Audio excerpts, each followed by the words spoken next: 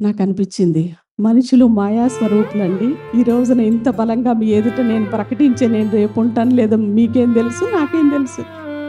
అలాంటి మనుషులపైన ఎందుకండి అంత నమ్ముతాం? నీ భర్తే అయ్యి ఉండొచ్చు, నీ బిడ్డలే మంచి హై పొజిషన్లో ఉండొచ్చు, హై శాలరీ పేమెంట్ వాళ్ళకి వస్తూ ఉండొచ్చు. ఎందుకండి మనుషులపైన అంత నమ్మకం? వట్టి ఊపిరి వంటి వారే మనుషులు, మాయమయ్యేపోయేవారే, గడ్డి పువ్వులు లాంటి వారే. ఇవన్నీ పరిశీలనగా చూస్తూ ఉంటా. పువ్వులు చాలా ఇష్టం నాకు. ప్రాణం అంటే పువ్వులు పెట్టుకొని అందంగా ఇదవ్వటానికి కాదు. దేవాని సృష్టి ఎంత గొప్పదయ్యా. నేచర్ చాలా ఇష్టం. ఆ పువ్వుల్ని చూస్తూ ప్రభుని స్తుతి. ప్రభువా, ఈ గడ్డి పువ్వుకి ఇంత అందం ఇచ్చావే, నువ్వెంత మంచివాడవయ్యా. గడ్డి పువ్వు లాంటిదంటండి జీవితం. పొద్దున అందంగా తేజవంతంగా ఉంటుంది, ఈవినింగ్కి అప్పుడప్పుడే తిరిగిన మనిషి చనిపోయాక చూడండి ఏ చలనం ఉండదు, పట్టి కొట్టినా లేదు, ఏం చేసినా లేదు. అలాంటి మనుషుల మీద ఎందుకండి నమ్మకం? ఒక ప్రశస్తమైన మాట, ధనము హెచ్చినను దానిని లక్ష్య పెట్టకుడి.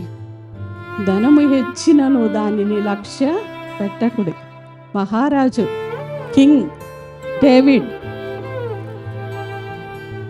సమస్తము కలిగిన వ్యక్తి, మంచి గృహంలో నివసిస్తూ ఉన్నాడు.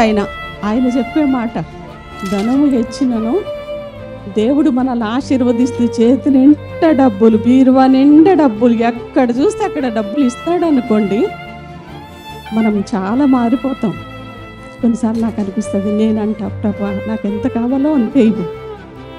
ఒకప్పుడు నేను ఒకలాగా ఉండేదాన్ని, కానీ ఈరోజు నేను వేరు. దేవుడు నాకు కొన్ని కోట్లు ఇచ్చినా ఆ కోట్లను ఎలా స్పెండ్ చేయాలో కూడా నాకు తెలుసు. ధనము హెచ్చినను, దేవుడు విస్తారంగా మిమ్మల్ని ఆశీర్వదించి మంచి జాబ్స్ ఇచ్చి మీ పిల్లల్ని మంచి వృత్తిలోని తీసుకుని చేతి నిండా డబ్బులు వస్తాయి. ఒకప్పుడు ఇలాగ డబ్బులాగానే మన స్థితి మారిపోద్ది. మనం చూడటం అప్పుడులాగా కిందకు వంచుకొని ఇలా నడుస్తాం. డబ్బులు రాగానే మనుషులు ఎవరు కనబడరు. ఇంకా ధనం హెచ్చిన దాని మీద లక్ష్యం ఉంచొద్దు. హల్లెలూయా. బలము తలదని ఒక మారు దేవుడు సెలవిచ్చాను, 2 మార్లు ఆ మాట నాకు వినబడెను. ప్రభువా, అందరము కలిసి ఆ మాట చూద్దాం. ప్రభువా, మనుషులందరికీ వారి వారి క్రియల చొప్పున నీవే ప్రతిఫలం ఇచ్చుచున్నావు. ప్రభువా, మనుషులందరికీ వారి వారి క్రియల చొప్పున నీవే ప్రతిఫలం ఇచ్చుచున్నావు, కాగా కృప చూపుటయు నీదే.